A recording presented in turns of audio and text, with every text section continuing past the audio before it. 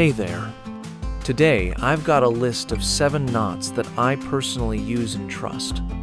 Each one has its strengths, weaknesses, and a specific purpose. People all over the world use these knots for good reason. They're simple, reliable, and they get the job done. In this video, I'll walk you through each of them, explain what they're best for, and where you might want to be careful. If you find this video helpful, don't forget to hit that like button and subscribe to the channel. It really helps out a lot. Thank you. Let's get started. The Bowline hitch is one of the classic maritime knots, with roots going back to the 19th century.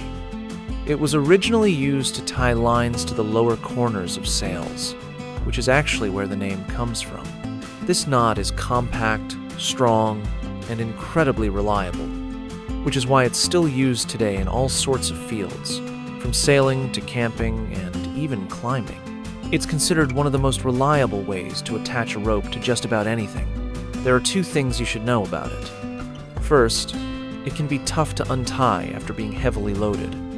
And second, despite being simple and compact, it's surprisingly easy to tie it wrong when you're in a rush or not paying attention. Classic Bowline Knot. The Bowline Knot is one of the most famous and versatile loop knots. Its main purpose is to create a strong, fixed loop at the end of a rope that won't slip tight and can be easily untied even after heavy loading. It's often called the king of knots because of its reliability and wide range of uses.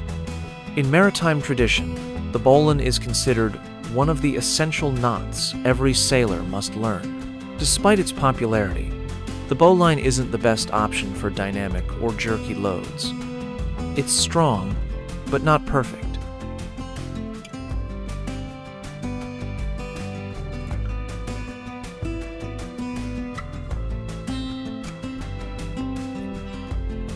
The cowboy bowline, sometimes called the Dutch bowline or left-handed bowline, is a variation of the classic bowline knot.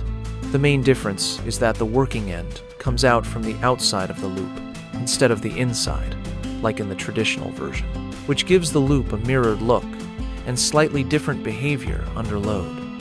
This version is generally considered less secure than the standard bowline, especially under shifting or uneven tension. The Kalmeek loop is a fast, simple, and reliable knot that forms a fixed loop at the end of a rope. It's widely used across Eastern Europe, especially in outdoor and military settings. This loop performs great even in extreme conditions, including when the rope is frozen or icy. I've got a full video on this knot right here on my channel, so make sure to subscribe to stay updated. There's a lot more cool stuff coming. The perfection loop, also known as the angler's loop, is a fixed loop that doesn't slip or tighten under load. Thanks to its compact and symmetrical shape, it's a favorite among fishermen. It's also used in bushcraft, hunting, and even parachuting. One of its nice features is that it's easy to untie, even after being under tension. The figure 8 loop, also known as the figure 8 on a bight, or Flemish loop, is one of the most reliable and widely used knots for creating a fixed loop at the end of a rope. You'll find this knot anywhere ropes are used, from theater rigging to industrial climbing. Its history goes back as far as ancient times, making it one of the ancestors of all modern knots. It's simple, it's strong, and it absolutely deserves your attention.